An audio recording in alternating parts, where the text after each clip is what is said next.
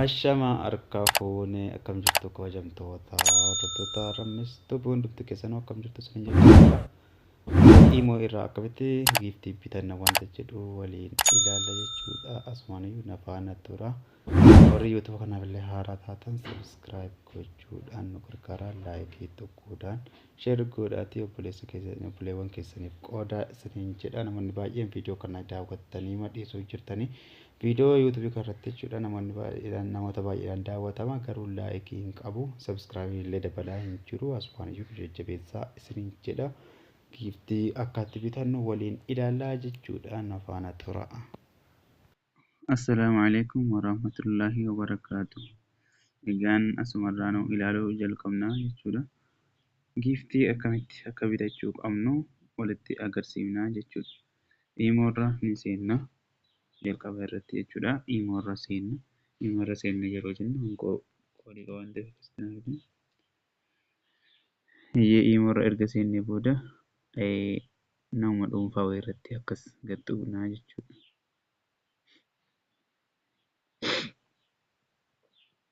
Erga gadxuqneen booda profaayila kana akkuma argaa jirtan profaayiluma namichaa kanarra ammas deebinee si'a tokko gadi tuqnaa jechuudha. Erga gadi tuqnee booda kuni jalqaba giiftii bitachuudha jechuudha. Giiftii bitachuudhaaf akkana goona. Giiftii bitachuudhaaf kunoo akkuma isin argaa jirtan kunoo bakka kanamma maaltu jira? Mallattoo giiftiitu jira jechuudha. Mallattoo giiftiitu jira. Abaaboo kana akkuma isin argaa jirtan abaaboo wayiitu jira jechuudha. Giifti jedhee jira. Giiftis jedhee jira. Kunoo asirratti isa booda isarra gad tuqannaa jechuudha.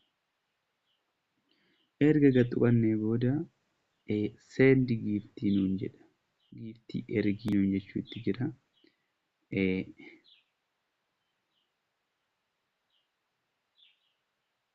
Irratti gad tuqna jechuudha. Irratti gad tuqnee booda akka kanatti nuuf fidee jira. Kunoo haala ajaa'ibaatiin giiftii nuti bitachuu barbaannu amma birrii nuti barbaannuutiin birrii isaa wajjin kunoo kiizingiin ni jira. Roomaanitik kan jedhu kunoo kan birrii 900 kan birrii 1000 kan birrii 10,000 kan birrii 2000 hunduu kunoo haala birrii isaa irratti hundaa'een tarreen uumamee jira jechuudha. Yeroo kana bitachuudhaaf maal goona? Isuma irratti amma fakkeenyaaf kanan bitadhaa jedhuun kana bitachuuf irratti gad tuqeen jira. Irratti erga gad tuqee booda seendiin godha. Akkanuma erguuti jechuudha. Amma kana niin qaba waan ta'eef namichaaf ergeeti jira namichaaf jechuudha. Kana niin qaba. Kan hin qabne wayii haa ilaallume waliin. Kan hin qabne wayii kanan bitadhuuf ka'ee jenna. Birrii 1,000dha. Ittiin bitachuuf ka'ee jenna. Seendii godhama jechuudha. Kunoo inni nama qabu sun inuma naaf ergame jechuudha. Isaan qabne yoo bitachuu barbaadan ammoo kunoo riichaarjii jedha.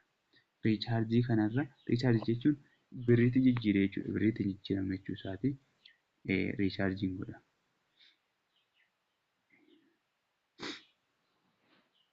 Riichaarjii godhaa jira. Daataan kee dadhabaadha. Kunoo godhee jira. Riichaarjii naaf fidee jira. Amma wanti inni gochuu qabu birrii isaa wajjin waa hundayyuu asitti naaf fida jechuudha. Akkan itti gashuu qabu wanti inni naaf fide asitti maali? Googil Wallet jedha. Kaardiitti dibeet kaardiidha. Moobaayila jechuudha. Simii nuti fayyadamaa jirru. Simii irraan bitachuu barbaadda moo karaa googiliin bitachuu barbaadda naan jechuutti jira jechuudha. Lookeeshinii kunoo na gaafatee jira. Lookeeshinii yoo barbaaddan itti barreessitu biyya jirtan jechuudha. Biyya jirtan itti barreessitu kaardii irratti hin tuqadha amma. Kaardiidhaan bitachuu barbaada waan ta'eef kaardii kiyyarra sim kaardii irraa jechuudha. Sim kaardii irraan bitachuu barbaada waan ta'eef asirratti tuqee yeroon asirratti tuqu kunoo riichaarjii jedhee naaf fidee jira. Birrii amman barbaaduutiin birrii kanaan bitattaa jedhee naaf fidee jira jechuudha. Erga inni kana naaf fidee booda asumarraa riichaarjii godha jechuudha. Kunoo akkuma isin arguutti jirtan yoo isin kaardii achirraa qabaattan asumaan riichaarjii isinii godha. Yoo hin qabaanne immoo kunoo kaashar jedhee fida jechuudha. Bakka ammaatti nama gadiidhaa iimeela fa'aa fiduu danda'a.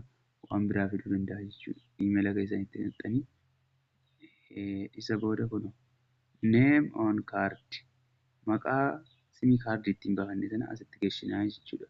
Ammas deebinee maal goona? kaardi nambarii asitti galchina. Erga asitti galchineen booda kallattiimaan pay now akka jedhu kana tuqnaa jechuudha. Erga isa tuqneen booda kallattiimaan nuuf fidaa jechuudha. Haala kanaan giiftii bitachuu dandeenya. Erga bitannee booda akkamitti namaa kennuu dandeenya? Karaan nuti namaa kennuu ittiin dandeenyu karaa lama jechuudha. Karaa tokkoon asuma karaa dhuunfaa kanaan namaa kennuudha. Karaa dhuunfaa kanaan akka nama erge kanatti jechuudha. Asumarraan tuqannee seendi goonee namaaf ergina jechuudha. Karaa biraatiin ammoo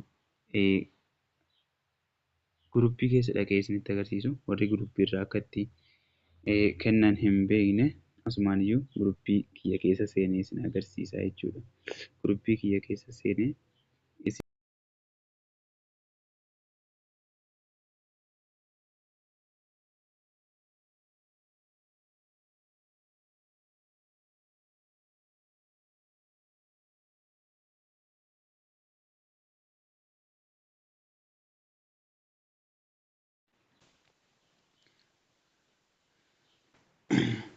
guruppii kana erga seenee booda fakkeenyaaf namaaf kennuu barbaade namaaf giiftii kennuudhaaf kunoo bakka kanarra tuqattanii jechuudha.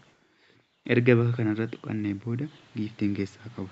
Amma fakkeenyaaf kanan keessaa qabaa jennu kana kennuufii barbaade giiftii kana erga irra tuqadhee booda naman kennuufii barbaade kunoo asitti naa fidee jira. Bakka raayitii kana bakka gara gadii kana ilaaltanii yoo ilaaltan raayitii itti naaf godhee jira. Bakka naman kennaafii jiru jechuudha. Yoo nama biraa barbaanne immoo kunoo asumarratti tuqanna. Bakka kana bakka asii kana tuqannaa jechuudha.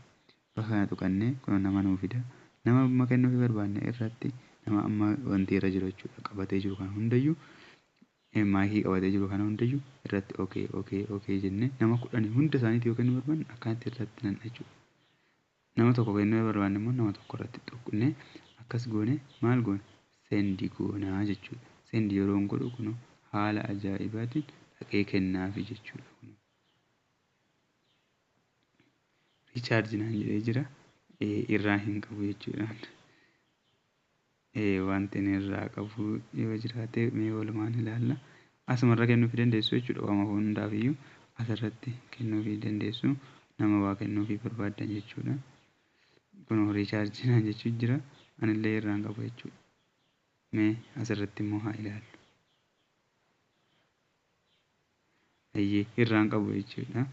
Asumaan irratti kennuufii dandeessan jechuudha. Haala ajaa'ibatiin dhaqee kennaafi yoo asirratti okay jennee kaane seendii tuqanne jechuudha. Haala bareedaadhaan dhaqee kennaaf jechuudha.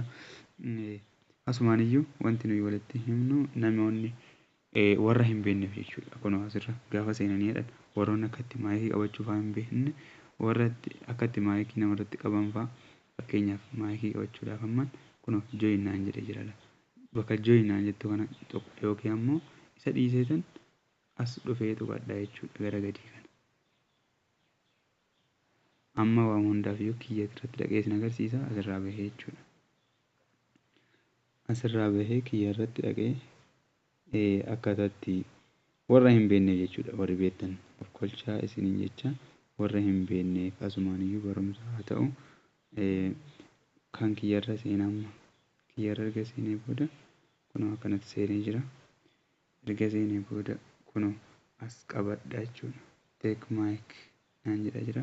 No content waiting user naan jedha.